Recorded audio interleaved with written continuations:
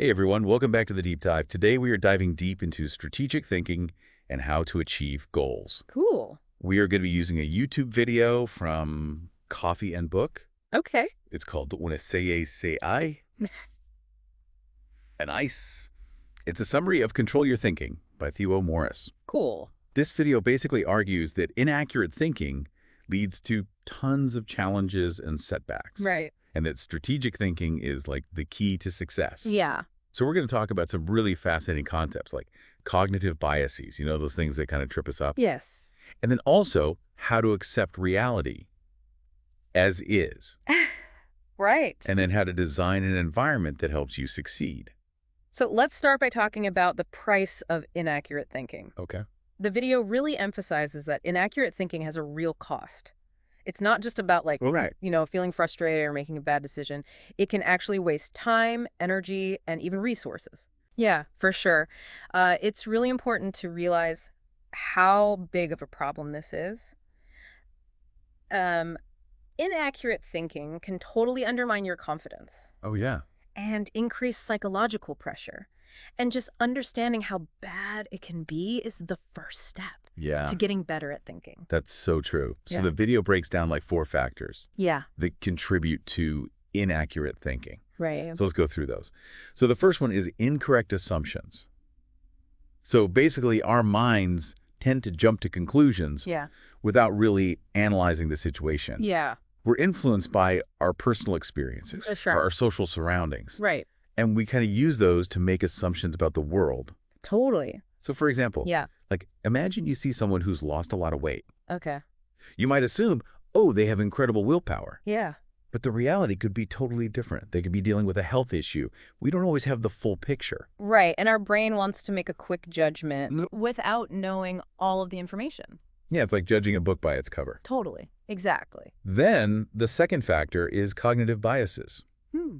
And I know that sounds really technical and jargony, Yes. but basically it means our brains have these kind of built-in glitches that make us prone to systematic errors in thinking. Yes. This is like one of the most interesting parts of this whole thing for me.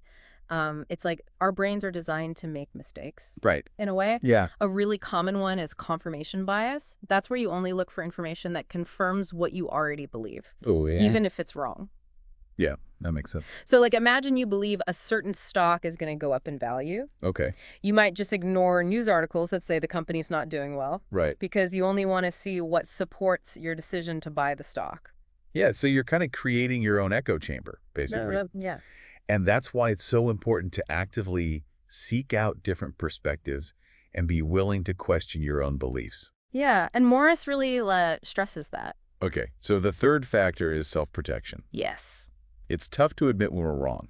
Nobody likes to be wrong. Yeah, no one likes to feel stupid, but this video says that to learn and grow, Right. we have to admit when we mess up. Think about it. If we can't admit it, we can't learn from it. It's so true. Yeah. Yeah, so it's like being stuck in a loop, making the same mistakes over and over again. Totally. Yeah. And Morris says we need to be more open Yeah. to feedback Yeah. and look at our mistakes as information Yeah. and not as a way to attack us. That's so helpful. Okay, so we've talked about incorrect assumptions, cognitive biases, and self-protection. The final factor is negative emotions. Yes. Like when you're feeling stressed or anxious, do you make good decisions? I know I don't. Yeah, same. It's really hard to think when you're feeling those things. Yeah. Morris would say that those negative emotions can make you see things that aren't true and get in the way of your progress. Like if you're wearing dark sunglasses, everything looks darker. That's such a good analogy. So, okay, we've identified the problem. Inaccurate thinking. But how do we break free? Yeah. The video talks about accepting reality as is. Yeah. Like we can't change the past. Right. We can't control the future. All we have is now. Yeah, Morris talks about the difference between what should be Yeah. and what actually is. We waste energy wishing things were different instead of just working with what we have. Yeah. Like instead of saying, I have to work, Well, yeah. you can say, I can work. They use that example in the video. I love that example. It's so powerful. It totally changes your perspective. Yeah, it's empowering instead of feeling obligated. Totally. Okay, so accepting reality is the first step. But how do we actually challenge those assumptions? It seems a little bit like abstract, you know? It kind of is, but Morris has this 6-step process. He wants us to really look at what we believe Okay. and see if there's any evidence to support it. It's a hard process because you might have believed something for a really long time, Yeah. but it can totally change your life. Wow, okay. I'm ready to hear these 6 steps. What's the first step? You have to re-examine your assumptions. Okay, so how do we do that? Look at things from different perspectives. Yeah. Be open to being wrong. Like, maybe there's another reason for something. Ask yourself, is what I believe really true? Or am I just comfortable believing this? Yeah, that's powerful. It's like stepping outside of your comfort zone and being open to new possibilities. Totally. Okay, so after we've re-examined our assumptions, what's the next step? The second step is to clarify your thinking. Ask yourself important questions to get rid of the confusion and really understand your beliefs and why you want to achieve something. What kind of questions should we ask ourselves? Good question. Hmm. Some examples are, do I really believe I can do this?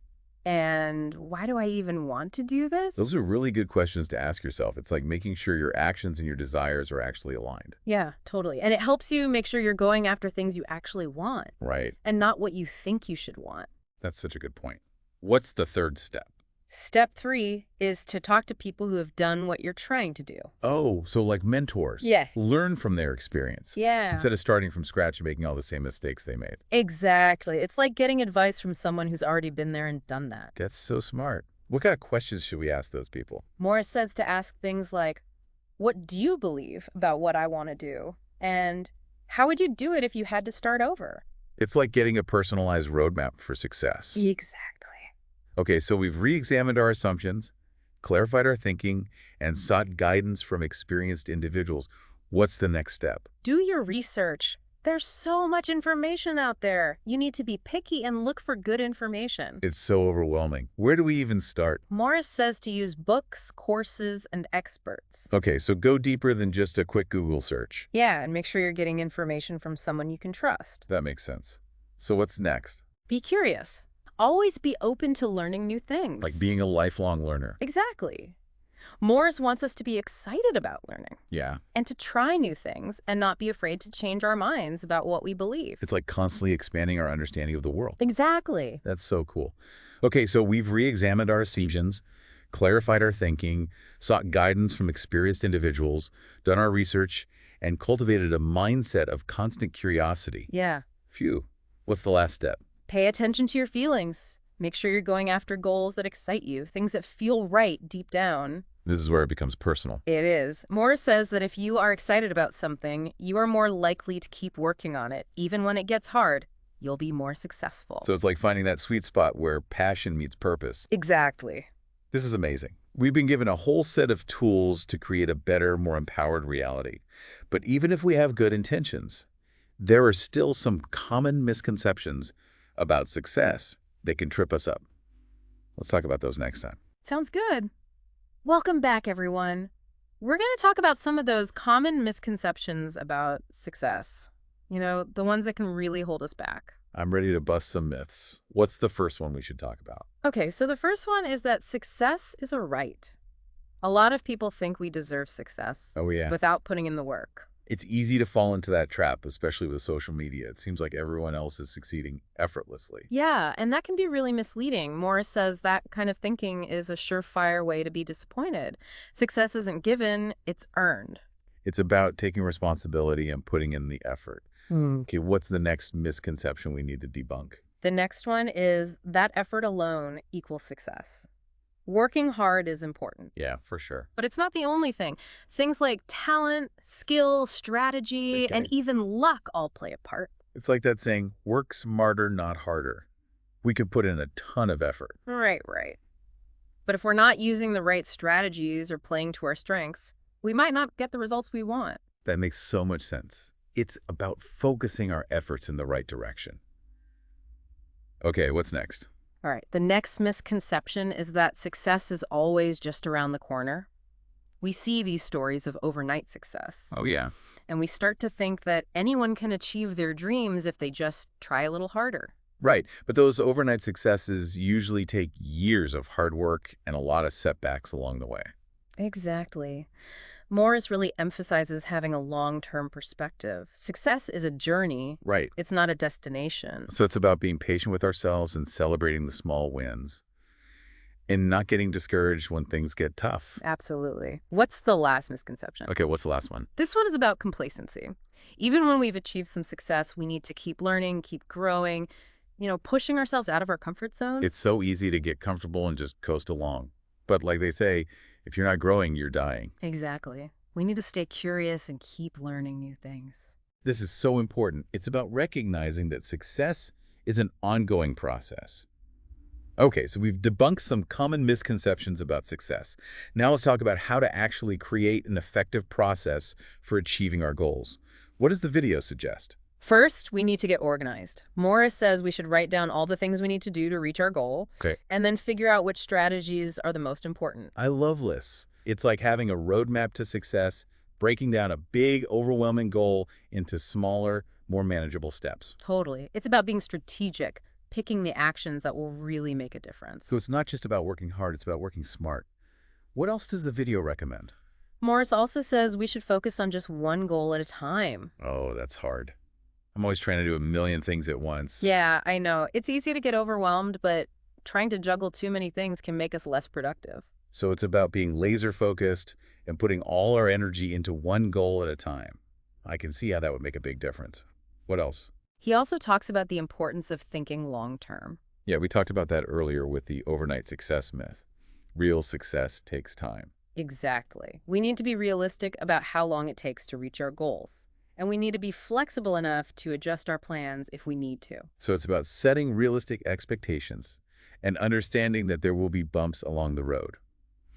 Okay, what else is crucial for achieving our goals? Consistency and commitment are super important. Success takes sustained effort over time. Consistency is key.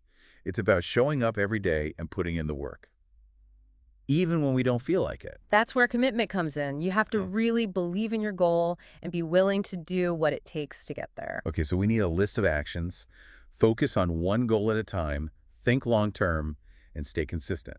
What else should we consider? This one is important. Moore says we need to enjoy the process. It's not just about reaching the end goal. Yeah. It's also about finding enjoyment in the journey. That's so true, if we're only focused on the destination. Right. We might miss all the amazing things that happen along the way. It's like they say, it's not the destination, it's the journey. Okay, so we've talked about the internal aspects of creating an effective process, clarifying our goals, prioritizing actions, focusing our effort, thinking long-term, being consistent, and finding joy in the journey. That's a lot. But the video also talks about the importance of our external environment, right? Totally. Morris talks about designing what he calls an enabling environment. Our surroundings can either help or hurt our progress. So it's not just about our mindset and strategies. Right. It's about creating an environment that supports our efforts. So what are some strategies for designing an enabling environment? Morris suggests 3 things. The first is choosing the right people to be around. Oh, that's so true. The people we spend time with can have a huge impact on our mood and our motivation. Exactly. He says we need to surround ourselves with people who inspire us, support our goals, and encourage us to grow. So it's about surrounding ourselves with positive influences and maybe setting boundaries with those who bring us down. Yeah, and building a support network of people who believe in us. What's the next one? Okay, choosing the right people is one strategy. What's the second? The second one is to organize our physical environment, like create a workspace where you can focus and get things done. That's so important. I know I work way better when my desk is clean and my space is organized. And I love having natural light. Morris talks about getting rid of distractions. Right. And surrounding ourselves with things that inspire us and remind us of our goals. So it's about creating a space that feels both calming and energizing. Exactly. What about the last one? Okay, choosing the right people and organizing our physical space. What's the third strategy? The third one is about our digital environment, which can be really tough these days. It's so easy to get distracted by social media, emails, and notifications. Yeah, for sure. Morris recommends turning off notifications and limiting the time we spend on things that aren't helping us reach our goals. So it's about being mindful of how we use technology. Yeah, like set specific times to check email and social media. Make sure technology is working for you, not the other way around. This is great. Morris has given us some really practical tips for creating an environment that supports our success. Okay, so we've talked about choosing the right people, organizing our physical space, and managing our digital environment. What else is important for unlocking our potential? Beliefs.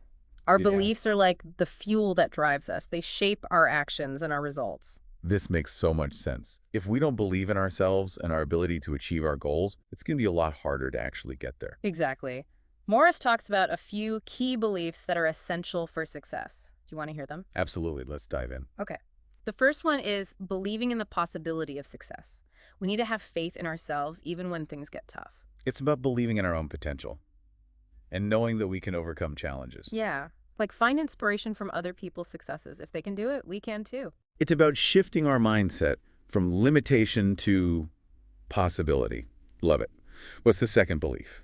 This one is about understanding the value of effort and training.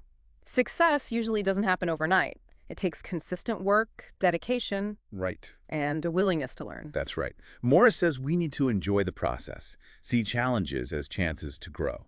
Okay, so believing in the possibility of success and understanding the value of hard work and training. What's the third belief? The third one is to focus on improving ourselves instead of comparing ourselves to others. It's important to remember that everyone's journey is different. Oh, the comparison trap. I totally fall into that sometimes, and it's never helpful. Yeah. It's so easy to do, especially with social media, but it just steals our joy. Right. Instead, we should focus on our own progress and celebrate our own wins. Exactly. Compare yourself to who you were yesterday, not to someone else today. I love that. What's the final belief Morse highlights? This one is about persistence, even when we face setbacks. Failure is a part of life. And it's important to learn from our mistakes and keep going. It's about seeing failure not as the end, Yeah. but as a stepping stone to success. These are all such powerful beliefs. But what if we have limiting beliefs that are holding us back? How do we cultivate those more empowering beliefs? The first step is to just notice those negative thoughts, Yeah. those voices of doubt and fear that try to hold us back. And then we can consciously choose to replace them with more positive and empowering beliefs. Exactly. It might feel uncomfortable at first, Yeah. but it's so worth it. The video talks about using affirmations and positive self-talk. You can retrain your brain to think more positively. It's like creating a new mental landscape that supports our success. And I imagine that being around people who believe in us can also make a big difference. Oh, absolutely. Their belief in us can strengthen our own self-belief, especially when we're doubting ourselves. It's like having a whole team of cheerleaders. Okay, we've talked about the importance of empowering beliefs, but what about confidence? How does that fit into all of this? Confidence is what happens when we actually believe those empowering thoughts. It lets us take action, even when we don't know what's going to happen. It's like that feeling of, I've got this, even if we're feeling a little scared or unsure. Exactly. It's about trusting ourselves. The video talks about 4 stages of developing unshakable confidence. Let's break those down. Okay. The first stage is hesitation. You know, that feeling of uncertainty and doubt that comes with any new challenge. We might question our abilities. It's like standing at the edge of a diving board, looking down at the water and feeling that rush of fear. That's a great analogy. It's that moment before you jump in. Then we move into the second stage, which is exploring possibilities. We start asking those empowering questions like, what's stopping me? Or can I really do this? So it's like dipping your toe in the water, testing it out. You start to imagine yourself taking the plunge. And then in the third stage, we move from thinking to doing. We take that first step, even if it's a small one. We jump off the diving board. We commit to taking action, even if it's a little scary. And then as we start to take action and see results, we enter the fourth stage, achieving and growing confidence. Each win, no matter how small, reinforces our belief in ourselves. And that gives us even more motivation to keep going. Exactly. It's like an upward spiral of success. Okay, so we've covered a lot of ground. We've talked about accurate thinking, accepting reality, empowering beliefs, and developing unshakable confidence. What are some practical ways to create more opportunities for success? The video offers a few good ideas. First, take action. Luck often happens when preparation meets opportunity. So it's about making our own luck by taking initiative and putting ourselves out there. Exactly. Don't wait for the perfect moment, just go for it. The second suggestion is to ask empowering questions, like how and what if questions. Instead of asking, can I do this? Ask, how can I do this? Right. Or, what if I succeed? That shifts our focus from doubt to possibility. Exactly. It helps us find solutions. What's the next one? Okay, taking action and asking empowering questions. What else? Keep going even when you don't know what's going to happen. Don't be afraid to make mistakes. So it's about embracing imperfection, learning from our mistakes, and constantly adjusting our course. That's it. Challenges help us grow. What's the last tip? Okay, so taking consistent action, even when we don't have all the answers, what's the final suggestion? Practice gratitude. When we appreciate what we have, it helps us feel more motivated and happier. Gratitude is so powerful. It's like focusing on the good things in our lives instead of what we're missing. Exactly. It creates a feeling of abundance and possibility. It can really fuel our motivation. This is all so inspiring and empowering. But I'm wondering about the role of fear in all of this. How do we overcome fear and take action when we're feeling scared? That's a great question. Fear is natural, and it can be a powerful motivator.